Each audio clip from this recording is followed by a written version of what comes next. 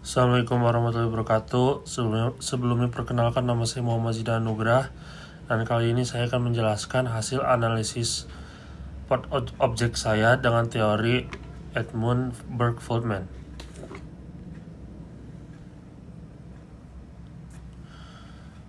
Teori estetika dari Edmund Burke-Feldman adalah pendekatan analisis seni yang terdiri dari 4 langkah: deskripsi, analisis formal, interpretasi, dan penilaian. Deskripsi mengamati unsur karya secara objektif, analisis formal mengkaji susunan elemen visual, interpretasi menafsirkan makna atau pesan, dan penilaian memberi tanggapan kritis. Teori ini memudahkan siapapun untuk memahami dan mengapresiasi seni secara terstruktur.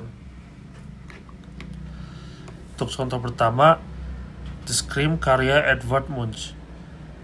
Lukisan ini, jika dianalisis dengan teori estetika Edmund Burke-Feldman, menampilkan sosok berteriak ketakutan di atas jembatan dengan latar langit kemerahan, yaitu untuk deskripsi. Unsur visual seperti garis gelombang dan warna kontras menciptakan ketegangan analisis formal. Maknanya merefleksikan kecemasan dan ketakutan batin manusia modern atau interpretasi. Secara estetis, karya ini berhasil menampilkan emosi kuat dan menjadi simbol universal kegelisahan untuk penilaian. Selanjutnya ada Takeshi si penyihir dan hantu kerangka, karya Utagawa Kuniyoshi.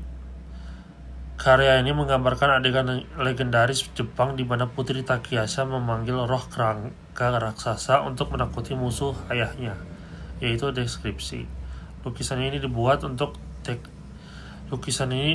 dengan teknik cetak kayu triptych yang menampilkan garis tegas, warna-warna kontras, serta detail anatomi yang menonjol untuk analisis formal. Dari segi makna, karya ini mencerminkan kekuatan perempuan, unsur mistis, dan pertarungan antara dunia manusia dan roh untuk bagian interpretasi. Secara estetis, karya ini dinilai sangat berhasil dalam memadukan narasi, keindahan visual, dan atmosfer supernatural, menjadikannya salah satu karya ukiyo-e yang paling ekspresif dan berkesan secara emosional. Selanjutnya ada relief Candi Prambanan. Relief Candi Prambanan. Untuk bagian deskripsi, relief Candi Prambanan menggambarkan kisah Ramayana serta mencerminkan kehidupan religius masyarakat Hindu Jawa pada masa lalu. Untuk bagian analisis formal, teknik pahat tinggi rendah yang digunakan menghasilkan detail ornamen kompleks dengan komposisi yang seimbang dan harmonis. Interpretasinya mengandung pesan moral, spiritual, dan sosial yang disampaikan melalui narasi visual khas budaya Jawa.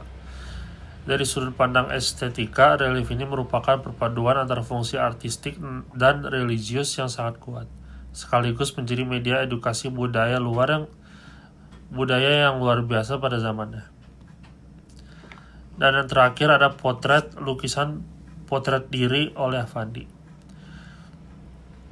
Untuk deskripsi, potret diri karya Affandi menampilkan wajah sang seniman dengan sapuan ekspresif dan warna-warna emosional mencolok. Untuk bagian analisis formal, ia menggunakan teknik melukis langsung dengan tangan dan goresan cat yang tebal, menciptakan kesan spontan dan penuh energi. Lukisan ini merefleksikan kepribadian Affandi yang terbuka, emosional, dan jujur terhadap kehidupan maupun pandangan seninya.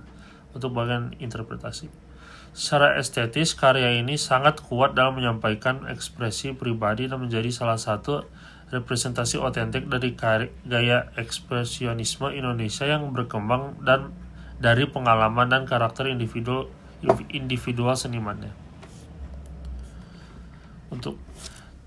Dan terakhir ada penutup. Teori estetika Edmund Burke-Feldman memberikan kerangka analisis yang jelas dan menyeluruh dalam memahami karya seni. Melalui keempat langkah deskripsi, analisis formal, interpretasi, dan evaluasi, kita dapat melihat bahwa setiap karya, baik dari barat maupun timur, tradisional maupun modern, memiliki nilai estetika, makna, dan kekuatan ekspresif yang khas. Analisis terhadap keempat karya yang telah dibahas menunjukkan bagaimana seni tidak hanya menjadi objek visual, tetapi juga mencerminkan budaya, spiritualitas, emosi, spiritualitas, emosi, dan identitas personal. Dalam pendekatan ini, kita diajak untuk lebih menghargai ke dalam makna di balik setiap karya seni. Untuk halaman berikutnya ada daftar pustaka yang digunakan. Baik, itu saja dari saya. Selebihnya, saya meminta maaf apabila ada terjadi kesalahan. Wassalamualaikum warahmatullahi wabarakatuh. Terima kasih.